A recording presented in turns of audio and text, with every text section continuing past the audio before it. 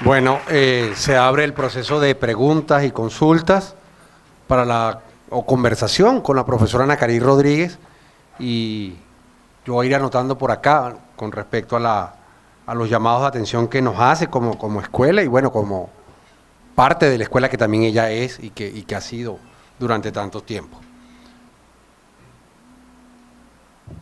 A ver, María.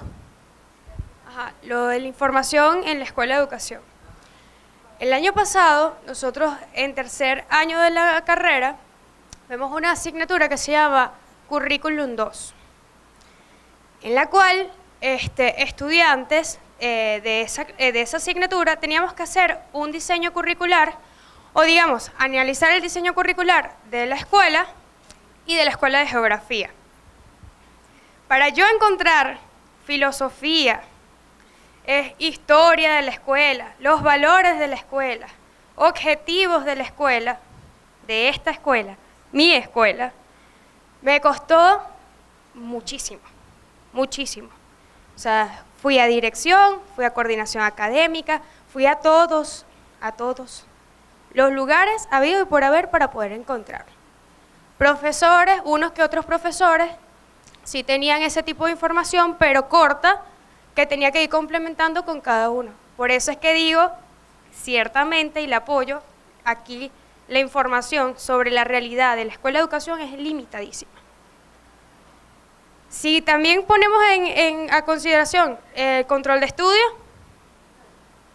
creo que jamás saldría información de allí, jamás. Creo que es uno de los peores, y me disculpo si aquí hay alguien, pero creo que con el control de estudio de la escuela de educación, y yo creo que de la facultad y de la universidad completa, es un desastre. Jamás te van a dar la información necesaria para poder hacer tus trabajos de investigación. Bueno, yo creo que es más esta intervención, porque tengo que revisar los demás que anoté, pero más mi intervención es que estoy de acuerdo con lo que usted dijo, qué investigación vamos a realizar, qué cambio vamos a hacer cuando lo principal, o sea, la información necesaria para hacerla no está dada. Yo creo que eso es todo.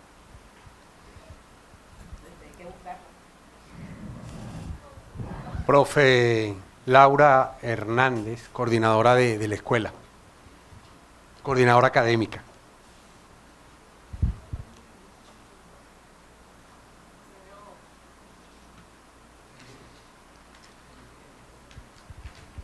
Gracias le doy a la profesora Ana Cari Rodríguez por compartir con nosotros esta tarde.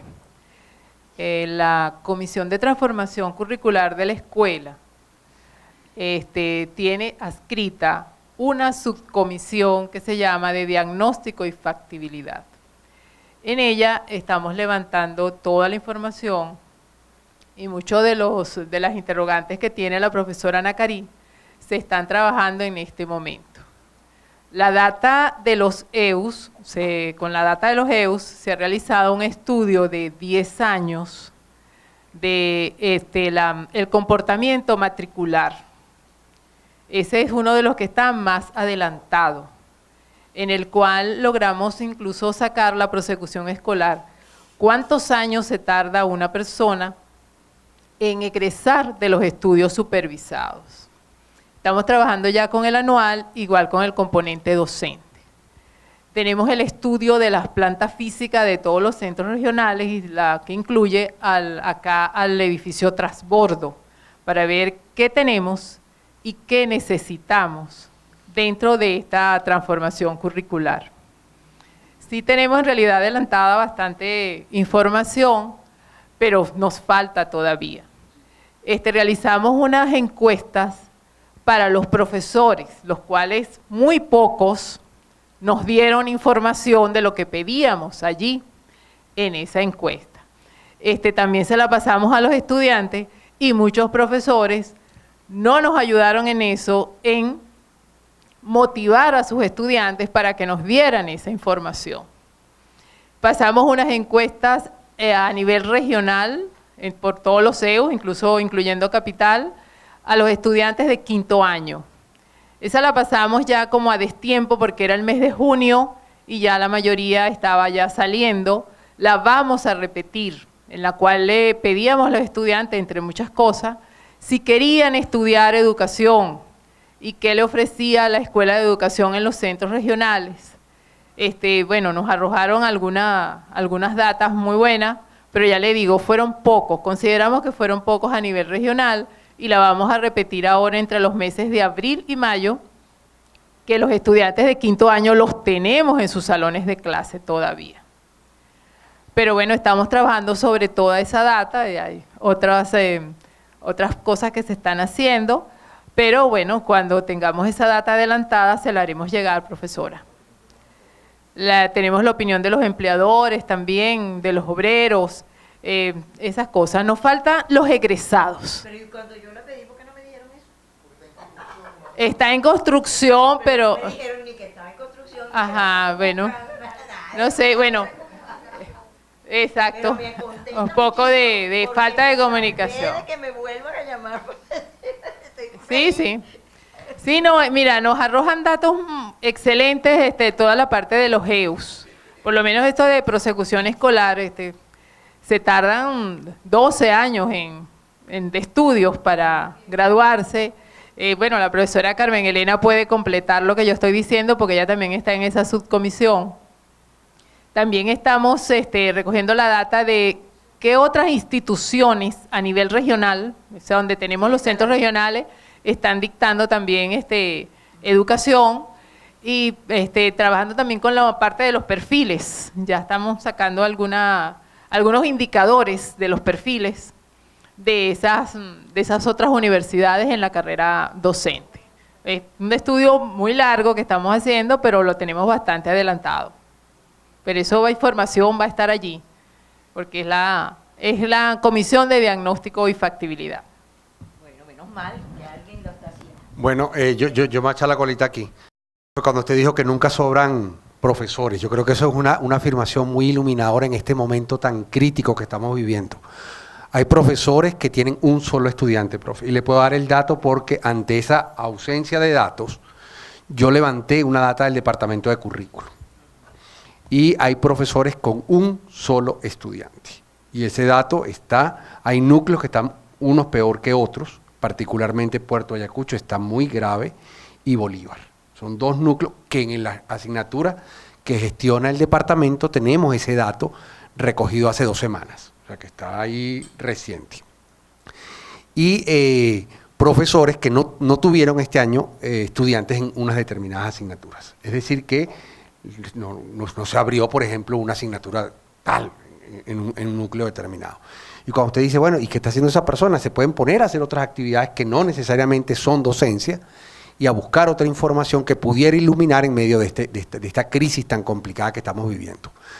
En los últimos tiempos lo que hemos hecho es copiarnos de experiencia de otros departamentos donde un solo profesor dicta varias asignaturas utilizando esto de las tecnologías de la información y de la comunicación. Yo, por ejemplo, estoy dictando actualmente evaluación curricular en 2 núcleos. Creo que para el semestre que viene la voy a dictar en 3, porque si suman 25 estudiantes en 3 núcleos.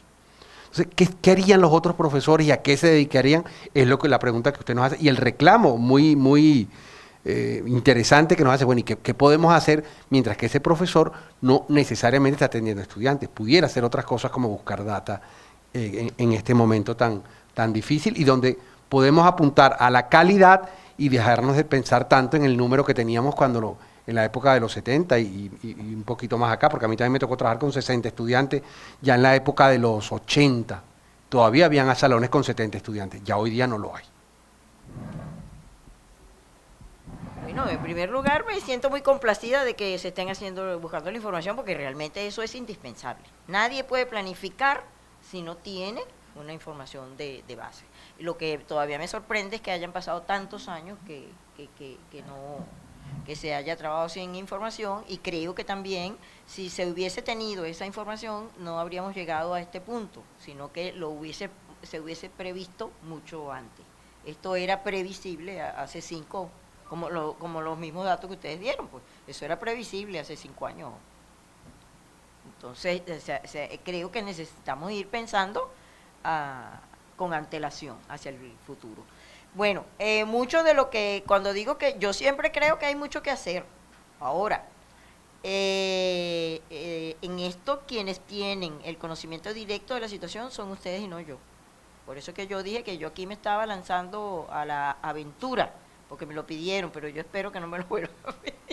Porque quienes tienen la información son los que tienen que venir con sustento a proponer, pero no a proponer así en el aire.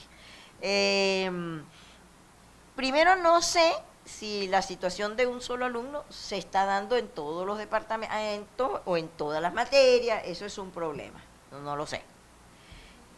A lo mejor existen otras asignaturas que necesitan profesores, pero también sé que muchas veces hay profesores que no quieren sino dar una sola asignatura, y eso también tiene que cambiar. Un profesor universitario, yo no digo que, claro, que yo pueda dar matemáticas, no, pero dentro de un cierto espectro uno puede dar varias asignaturas. Por eso es que la formación de docentes por área es interesante, para que la gente no se quede en una sola cosa. Entonces yo supongo que ese profesor que tiene un solo alumno, mira, o puede también proponer algún proyecto que pueda. Yo no sé cómo está el problema del financiamiento, porque hace tiempo yo, durante muchísimos años, siempre tenía proyectos financiados por el CSH, pero ya me dejé de eso porque ya pasé bastantes situaciones terriblemente difíciles. Ahora creo que a lo mejor no lo hay, pero hay a veces otros organismos que financian, pero para eso hay que tener proyectos. Si no se tienen los proyectos, nadie le va a dar nada. Entonces hay que tener los proyectos. Eso es una oportunidad para eso. Otra posibilidad, que no sé si existe tampoco, es mandar a estudiar al profesor para que se especialice en otra cosa, que nos ayude a recoger la información que se necesita. Hay muchas cosas que realmente yo no creo que una persona se pueda quedar sin hacer nada porque no tenga alumnos. Bueno, no sé, hace poco también estuve hablando aquí con el que se encarga de ¿cómo es que se llama? Extensión, para que me diga cuál es la oferta de cursos de extensión que hay, para poder ofrecerla, a ver si hay alguien que se interesa. Sabemos que en este momento en este país todo está en descenso, eso sí es verdad. Estamos en un momento terrible, pero no es para que nos quedemos paralizados, sino para aprovechar entonces que tenemos más tiempo para hacer otras cosas, aparte de ir a comprar el azúcar y la cosa y la cuestión que nos quita tiempo, pues también entonces vamos a proponernos proyectos dentro de la misma escuela. Yo creo que ese profesor debería trabajar con Laura, porque Laura necesita ayuda en ese trabajo. Habría que ver cómo hacemos para convencerlo, porque también a veces los profesores son un poco tercos, pero se necesita habilidad de persuasión y plantear con claridad los problemas de la escuela. Yo sí creo que hay que plantearlos con claridad. Por eso quise hacerlo, pero nadie me ha dicho nada si de verdad existe el pecado original de no querer formar docente, o si existe el problema de querer atender más a la cantidad que a la calidad, y nada de esas cosas. Parece que es una creencia equivocada de mi parte. Está pidiendo la palabra Adelfa Hernández. No, la primera pidió vos. Bueno, reitero el agradecimiento por tu presencia aquí, Nacarit. Hemos estado pensando mucho de hecho ya la escuela está formando para la docencia directa. Sí. Tenemos la formación de preescolar y primera etapa de educación básica, que por supuesto que hay que cambiar el nombre, pero allí hay una experiencia muy valiosa ya acumulada. Tenemos el componente docente que de alguna manera se ha transitado allí, y esas dos experiencias son una de las que internamente la Comisión de Transformación Curricular está pensándolo mucho para fortalecerlo y profundizar esa experiencia, por supuesto replanteándose tal vez lo que tiene que ver con el componente docente, porque tiene que, a veces vislumbramos que tal vez desaparezca tal figura y se conviertan en menciones, en contacto todavía con las escuelas de las otras facultades con las cuales tenemos convenio, pero para ello tenemos que involucrarlos también. Y en cuanto a la cantidad, también lo hemos pensado mucho. Antes pensamos que estábamos en desventaja. En el primer conversatorio, cuando vino el viceministro Humberto González, él nos señaló que realmente la contribución cuantitativa de la Escuela de Educación es bajísima, creo que apenas el 1% del total de graduandos de todas las instituciones. Y entonces él dice que nosotros, precisamente coincide contigo allí, que debemos enfocarnos hacia ofrecer un docente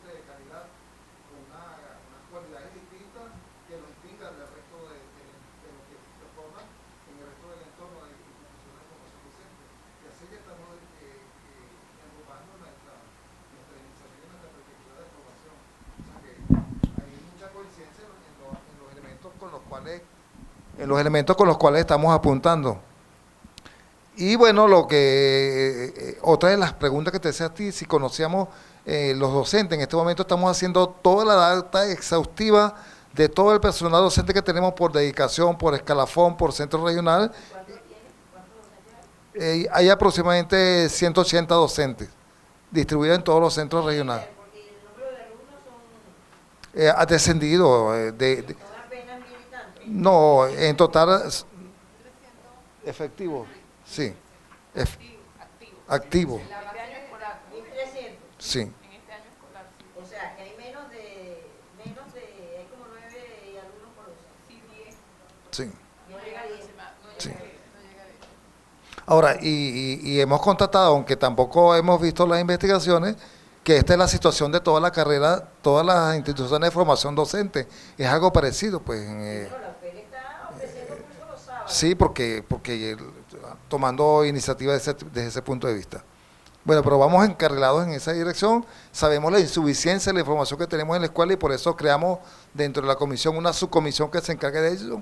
Y es una comisión que tiene, creo que aproximadamente 10 docentes trabajando, más los del interior del país que están contribuyendo con ello también. O sea que en total debe haber como 30 docentes trabajando en esa subcomisión. O sea que, y ahora por supuesto... El mes que viene yo quiero decir. Sí.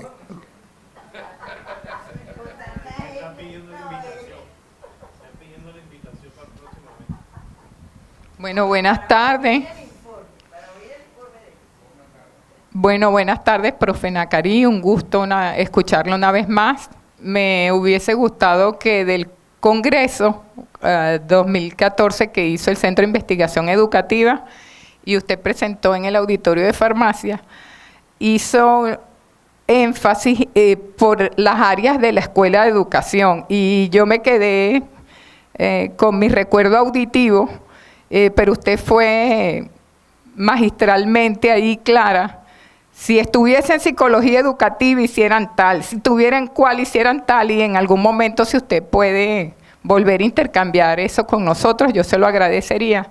La profesora Deyanira Yaguare y esta servidora estamos ahorita en el programa cooperativo de formación docente. Hay 194 estudiantes, 166 todos menos tesis, 25 nuevo ingreso y solo en primero y segundo nivel son 10 estudiantes. Esa es la estadística del programa cooperativo de formación docente. De igual forma, la profe Deyanira, que es de enseñanza de las ciencias, y esta servidora, hemos hecho una revisión histórica y es por eso que hemos asumido como el programa que creó la profe Marina Polo, Me Quiero Graduar, y la base de datos que la profe Yolanda Ramírez hizo para el año 2007, y estamos en un proceso de recopilar toda esa información y también esperamos podérsela mandar en 15 días, antes no, para que usted tenga información de lo que nosotros conseguimos en los archivos del programa cooperativo de formación docente, pero me gusta estar aquí en estos espacios y yo no me puedo sumar al pecado original porque yo soy una joven que apenas egresé hace... voy para 14 años en la escuela de educación, yo me identifico y la profe Nora solía decirme que yo soy una mujer institucional y por eso estoy aquí compartiendo con usted, pero me interesan muchísimo 3 de las cosas que mencionó: cómo hacer materiales, cómo invertir el tiempo y hacer otras tareas productivas que tengan que ver con el cambio de la escuela. Y bueno, ahí en el programa cooperativo de formación docente hemos empezado a retomar las relaciones y una cosa muy importante y es que la gente no quiere asesorar tesis. Y el hecho de tener un todo menos tesis, hay veces el estudiante tiene claro su interés, tiene claro qué no haría, no soy tanto que se haría, pero ahorita estamos retomando eso y era información para la realidad sobre la escuela de educación. Muchas gracias. Y si se acuerda de las tareas por área, me interesaría muchísimo. No, pero esa es la presentación. No importa. Bueno, creo que lo tengo ahí en el pendrive. La profe Ruth Díaz hizo en el 2010 un una investigación muy fuerte sobre Los números. quiénes éramos, qué ¿Dónde hacíamos estábamos? para el proceso de Transformación curricular. Creo curricular. que ese trabajo vale la pena. Bueno, Lo pero, tiene completo. pero porque yo cuando pregunto nadie lo conoce. Sí, sí, sí. Ah, tuve que venir aquí para enterarme, porque yo traté de preguntar y nadie me dijo nada. ¿Y dónde está eso? ¿Y quién lo conoce en la escuela? Porque yo a los que yo le pregunté tampoco lo conocen. Ah, bueno, entonces bueno, sería bueno conocerlo, pero me contenta, me contenta. Pero bueno, Sí es. 2010. Completo. pero ¿qué es lo que tiene? Profesores. Ah, ok, entonces, Yolanda, yo te pedí a ti, tú me dijiste que nadie sabía nada. Ya salió Yolanda. Yo estoy callada. ¿Dónde está Ramón? A Ramón le pedí, a José que está aquí le pedí, él sabe que se lo mandé por internet, le pedí y no me contestó nunca. Entonces yo dije, bueno. Eso. Bueno, estuve en el aula virtual. bien. Bueno, de todas maneras me salvo porque yo dije que seguramente que sí habían trabajos, Sí. pero que nadie los había buscado ni los había coleccionado. Entonces, bueno, si existen los trabajos, entonces ¿para qué lo estamos volviendo a hacer? Lo que hay que completar, claro. Si ya está toda la cantidad de profesores que hay en la escuela, en la facultad, etcétera, lo que hay es irle agregando cada año, Irle quitando, irle quitando. Irle agregando. irle agregando una línea cada año con los datos de cada año. Pero bueno, entonces, ¿cuál es el problema? ¿Por qué eso no lo tiene la comisión de... Ay. Entonces, bueno, no me acuerdo qué fue lo que tú me preguntaste, que qué. Los materiales, profe. Ah, para la elaboración de materiales. Bueno, aquí hay gente que se ha especializado en las tecnologías de información y comunicación. Eso no me lo preguntes a mí. Aquí hay un posgrado en eso también, desde hace bastante tiempo, que creo que muchos profesores lo hicieron, hasta sacaron doctorados y de todo. Entonces vamos a buscar ese personal, no me lo pidas a mí. Yo te puedo dar ideas de sobre qué, pero yo no te lo voy a decir cómo se hacen. Ah, yo te recomendaría entrar a la Khan Academy. No, lo que me gusta es la millonada de alumnos que tiene.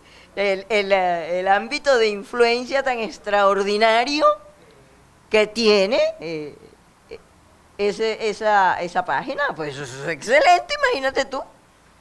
Si pudiéramos tener una para ayudar a los... Mira, aquí ahorita se necesita mucha iniciativa hacia los docentes. Información sobre historia, por ejemplo, para los docentes.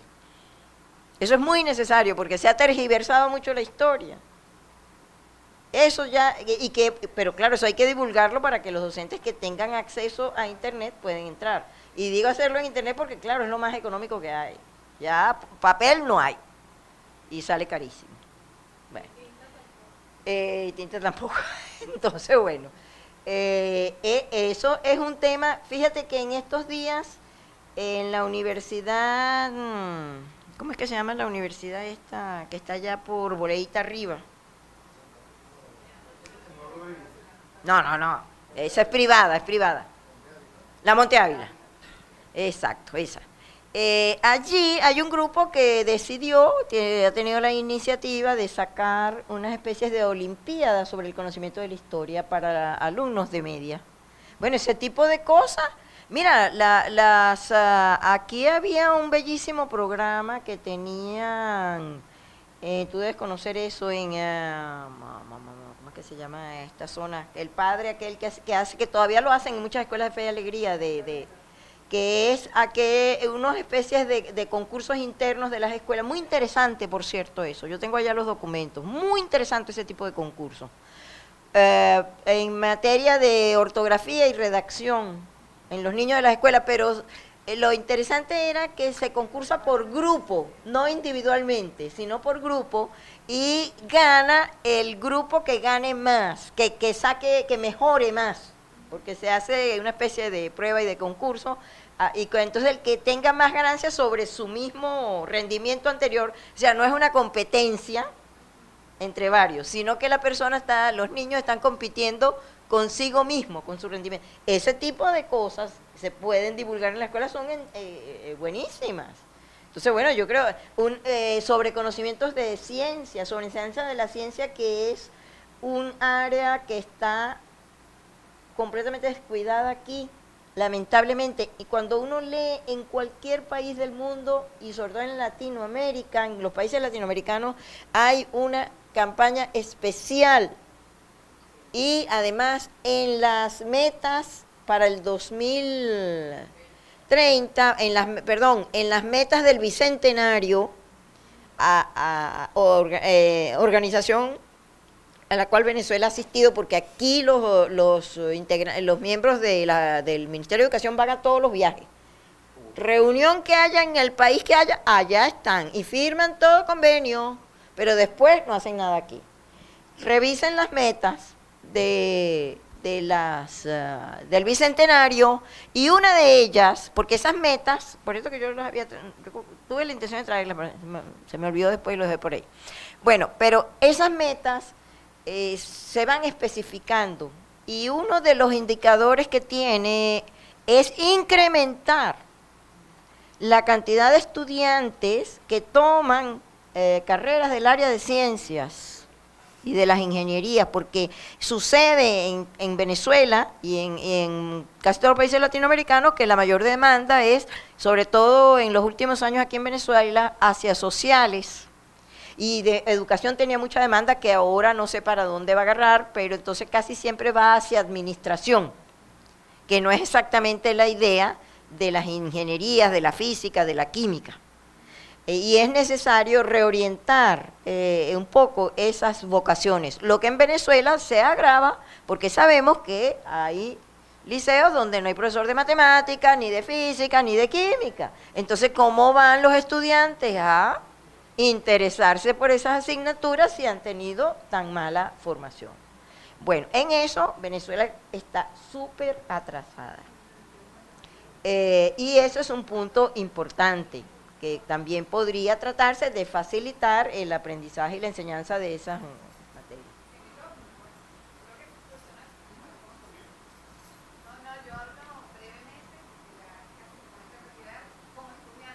Ajá.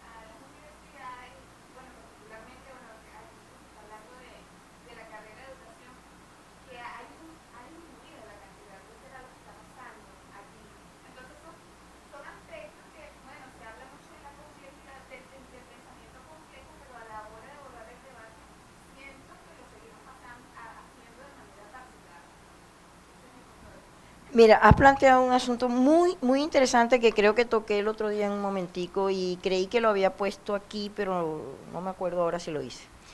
Que es el punto en lo cual tienes toda la razón de la necesidad de hacer alianzas entre las escuelas de educación, entre las instituciones de formación docente. Eso es realmente muy importante. Ese también ha sido un planteamiento que he hecho varias veces, que se formara una organización, por lo menos de escuelas de educación, al menos, de las universidades, desde hace tiempo, pero nunca se logró hacer. Alguna vez hice yo un intento hace años, que fue muy interesante, de centros de investigación. Hicimos una reunión convocamos a todos los centros de investigación que conseguimos, que habían en el país, y logramos hacer una reunión, y de ahí derivaron cosas no muy buenas, pero algo. Bueno. Pero yo sí creo que las instituciones de formación docente siempre deberían trabajar, estar por lo menos las de las universidades, ponerse de acuerdo, pero eso no ha sido fácil, ¿no? Ni es sencillo. Creo que debería haber más comunicación efectiva y trabajo conjunto. Creí que lo había puesto, pero no me acuerdo, que había que hacer alianzas con otras. Ah, sí lo puse. Ah, bueno, lo puse. Se me olvidó. A lo mejor no lo mencioné cuando hablé, se me olvidó que estaba allí. Sí, ese es un punto muy importante. Yo sí creo que hay que hacer alianzas, porque, y aquí ahorita, no solamente alianzas si no llegan a eliminarse los centros regionales, que supongo que hay esa posibilidad, pero sería muy importante poder hacer alianzas allí en los centros regionales, que a veces es más sencillo, creo yo, que hacerlas en Caracas, ¿no? Puede ser. Pero eso es importante, porque las fallas que tenga uno pueden compensarse, ayudarse o hacer trabajos conjuntos. Los trabajos de investigación, yo estoy proponiendo ahí que se abra la línea de investigación de la formación docente. Esa línea existe en la UPEL, pero yo me he cansado de buscar los productos, las publicaciones y nunca las consigo, ¿no? Creo que alguna vez se la he pedido a Betsy, pero tampoco he logrado porque lo importante de la línea no es que exista la línea, sino que produzca, que haya producción, o que haya por lo menos de intercambio, discusión. Ese punto es realmente muy importante. Yo sí creo que hay que hacer alianzas con las otras instituciones. Es difícil a veces con instituciones grandes como la UPEI, porque realmente eso es un monstruo, ¿no?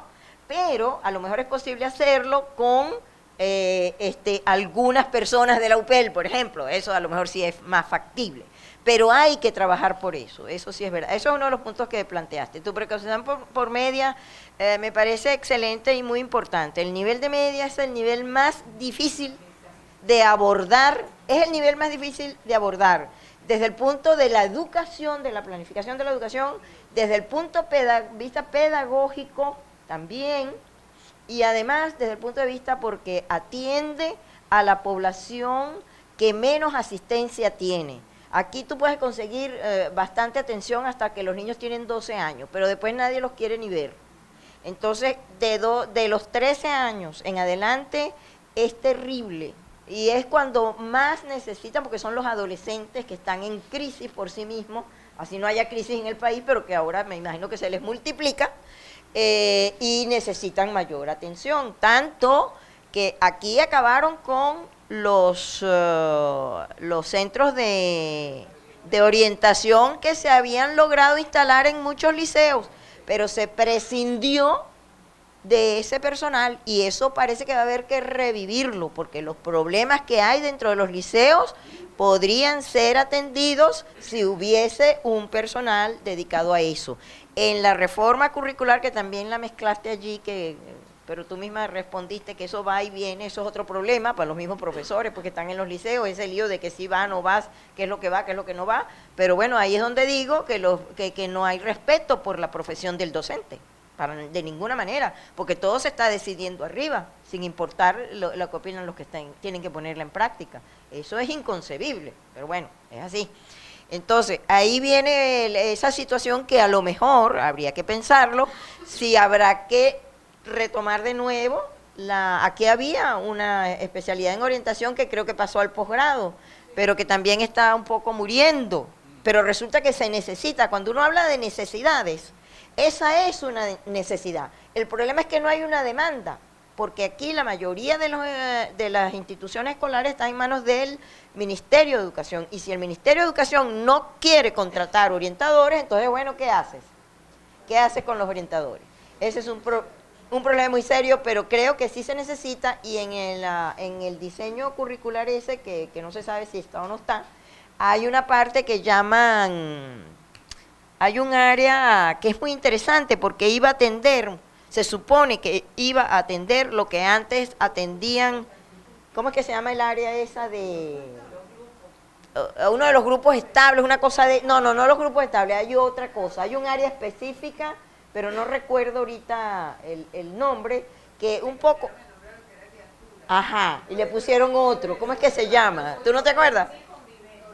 Ajá, algo de la convivencia y no sé qué más, que supongo que estaba en búsqueda de eso, porque se sabe que hay muchas situaciones difíciles dentro de las instituciones escolares. Ojalá, por lo menos, aquí dijo el profesor que vino del Liceo Andrés Bello, que parece que ellos pues son un liceo ideal porque todos los profesores trabajan a tiempo completo allí, y dijo que allí el personal tiene 1 hora o 2 de su tiempo que tiene que dedicarlo a unas actividades como de guiatura o de orientación.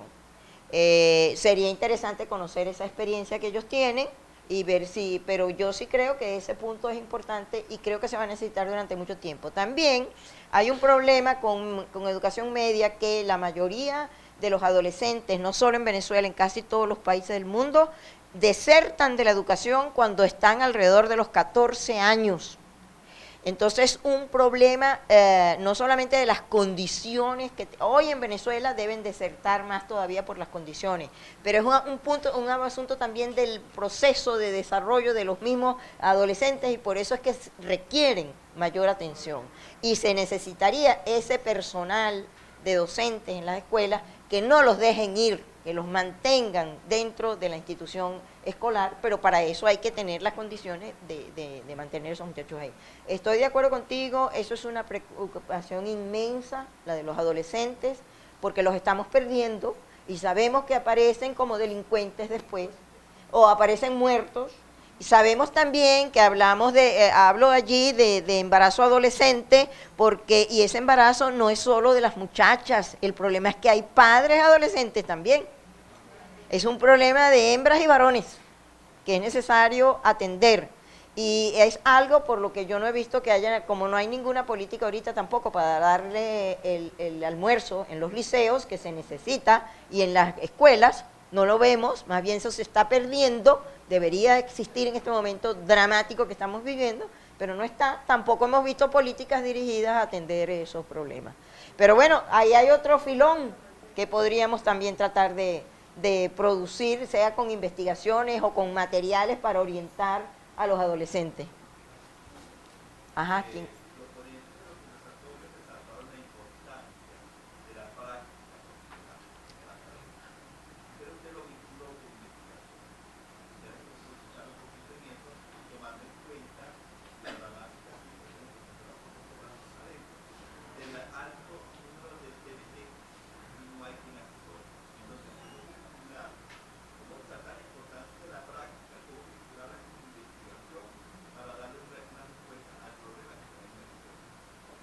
Bueno, lo de las prácticas para la formación docente es esencial e importantísimo, pero eso lo tengo yo en el otro trabajo, en el de reto de la formación docente, donde planteamos, tengo entendido ahorita, creo que lo menos que lo que se recomienda dedicar un 40% del tiempo de la formación de los docentes a las prácticas. Eso es importantísimo y deben empezar desde el principio, desde que ingresan a la carrera. Recuerden que la formación del docente y la formación de educadores se ha comparado mucho con la formación de médicos, de los médicos, porque son disciplinas parecidas. Porque la medicina en sí constituye una profesión que se alimenta de muchas otras disciplinas, y la educación también. Y además es algo que requiere de la práctica para poder realmente comprenderlo y ejercerlo. y de esa relación dinámica dialéctica entre teoría y práctica. Y más si enfocamos la formación del docente desde el enfoque de la pedagogía crítica. Entonces hay que tener prácticas desde el principio, pero hay que saber diseñar esas prácticas. Fíjense que en ese sentido la formación del docente normalmente se piensa que cumple varias etapas. Unos le ponen la primera etapa, esa previa que nadie contempla, de el haber asistido como alumno a muchas escuelas y ya se va formando una idea de lo que es la docencia. La otra es la selección, la otra es la formación inicial, y por eso en muchos países, que eso tampoco pasa en Venezuela, el egresado, cuando se incorpora al lugar de trabajo, no se le deja por su cuenta, sino que debe tener un tutor que lo acompañe durante por lo menos un año en esa práctica, después de haber tenido por lo menos 40% del tiempo para su formación en actividades relacionadas con la práctica. Aquí en Venezuela yo he trabajado en prácticas y a mí me encanta eso me parece a mí que eso es una mina para hacer investigación. Bueno, pero bueno, tenemos que reformar la forma de llevar la práctica. Creo que los estudiantes aprenden muchísimo ahí y es el momento de confrontar la teoría y la práctica. Creo que también cuando yo planteo que se una la tesis con estoy planteando, uno, que sea formación de docentes en la escuela de educación en el pregrado. 2, que se incrementen las prácticas. 3, que las prácticas, por supuesto, van a ser en prácticas de enseñanza. Y planteo que entonces la tesis sea una investigación-acción que ha hecho el propio estudiante sobre su práctica. Porque si nos basamos en la tesis de la pedagogía crítica, la idea es formar docentes reflexivos, porque un docente tiene que estar permanentemente, primero hay una formación personal, actitudinal del docente. El docente reflexivo, hay una serie de indicaciones de cómo tiene que reflexionar, qué es lo que va a reflexionar, que muchas de ellas vienen de Dewey, porque Dewey tiene un libro que se llama Cómo pensamos, donde precisamente nos da un montón de indicaciones de cómo reflexionar. Pero esa reflexión es sobre todo sobre uno mismo, sobre el mismo docente, que tiene que ser una persona que siempre esté cuidando lo que hace y cómo lo hace, y tenerlo en permanente proceso de revisión para poder ir mejorando. O sea, mi idea era que la tesis fuese sobre una especie de investigación-acción que haga el estudiante en la escuela donde esté trabajando y haya sido recibido para las prácticas. No sé cómo está el problema de las prácticas, porque yo me retiré de las escuelas por allí en el 2007, porque ya me perseguían y pedían que había que tener permisos y cosas, y yo decidí que no me metía más en ese problema. Pero no sé si están abiertas las escuelas oficiales. He oído aquí que todo el mundo manda para allá, para el CEAPUC. Yo jamás hice prácticas en el CEAPUC. Siempre me he ido hacia las escuelas oficiales, porque creo que a través de la práctica también se puede llevar mucho aporte a las escuelas.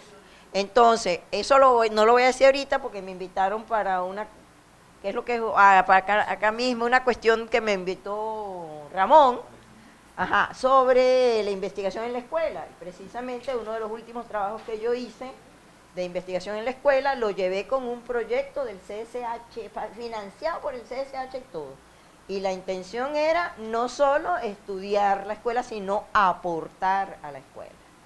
Y en ese trabajo yo planteé que era necesario hacer alianzas con las escuelas y llevar los proyectos de investigación financiados con la idea de dejar mejoras en la escuela. Entonces, eso sí es un tema que me parece interesantísimo, pero lo podemos dejar para la otra.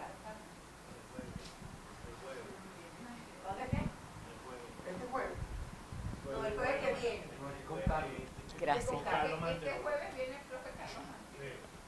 Yo pertenezco a una institución también en extinción que se llamó CENAMIC. Fui su subdirectora y actualmente estoy en la elaboración de recursos del aprendizaje para niños en el área de matemática. Primero que nada quiero decirles que estoy completamente de acuerdo con Nakari en relación a las estadísticas. No hay nada que convenza más que uno lleve por delante números y argumentos de por qué se están dando de esa manera. Yo les cuento una experiencia personal. Nosotros hicimos aquí el primer diagnóstico desde CENAMEC y la OCSU, el primer diagnóstico nacional en aprendizaje de la ciencia y la matemática. Eso fue un estudio de verdad muy amplio y financiado por las dos instituciones, pudimos llevarlo adelante. Teníamos información de todos los estados del país y de las escuelas privadas y públicas del país en cada uno de los estados. Bueno, pero les quería decir a propósito de los números que recientemente recibimos una información que me impacta porque quisiera que desde luego la escuela de la central fuese así como el gran líder en calidad de la educación para el país. Y me encuentro con una información que trae uno de los facilitadores que está trabajando conmigo en el interior y me dice que en Monagas, por ejemplo, el pedagógico tiene 215 egresados integrales en la especialidad de matemáticas desempleados. Pareció 215 cuando acá prácticamente uno pasa por los liceos y encuentra que faltan 19 docentes en el Liceo Alejo Fortique, faltan 22 docentes en el Lino Clemente, y hay una cantidad de gente medio formada, aunque sea, pero que tiene que tener un poco más de formación que los que se han egresado de la Misión Sucre. Una de las investigaciones que yo creo, si queremos aportar algo en calidad de la educación para este país, es investigar cuál es la formación de las personas que están egresando de la Misión Sucre, porque son las personas que en este momento están liderando toda la escuela primaria y no pasan a media porque no tienen formación ni remotamente para entrar desde primer año de bachillerato. Pero esa es una investigación que está en el aire y que debería ser para nosotros clave en relación a mostrar datos sobre calidad de educación. Hay un trabajo sobre eso, pero no sé, el trabajo lo hizo una muchacha que creo que no es egresada de educación, sino de comunicación social. Está en una revista de la UCAP. Ella compara, tiene ya, no sé, será unos 4 años. Ella compara en una escuela que logró entrar, que por cierto es muy bueno el trabajo porque ella relata ahí como las dificultades que tuvo para poder estar ahí. Y que ese es uno de los problemas por los cuales la investigación dentro de la escuela pues se ha puesto un poco difícil. Y ella compara a unos egresados de la Misión Sucre, creo que eran de la Misión Sucre o de la Bolivariana, y otros egresados de otras universidades. Lamentablemente, como ella no es realmente de educación, su trabajo me parece bastante bueno, muy bien escrito y todo, pero no tiene el conocimiento pedagógico, ese es el problema, para fijarse mejor en los aspectos pedagógicos del desempeño del docente. Entonces ahí es donde... Exacto, entonces ahí es donde... Pero muy, muy interesante y yo sí creo que, bueno, uno no sabe, ese es el problema, la falta de información, pero yo supongo que esa gente que está titulada tienen su título, no se le puede negar que tienen cargos, etcétera, pero a lo mejor son personas que están necesitadas de apoyo precisamente. No le podemos quitar el título, no podemos negar que trabajen dentro de la escuela, entonces la única manera es ofrecer para mejorarla. Sí, eso no tiene otro. Sí, exacto. Y a lo mejor son personas, entre ellas debe haber muchas que de verdad tienen vocación, eso es con toda seguridad. Bueno, si no hay otra pregunta.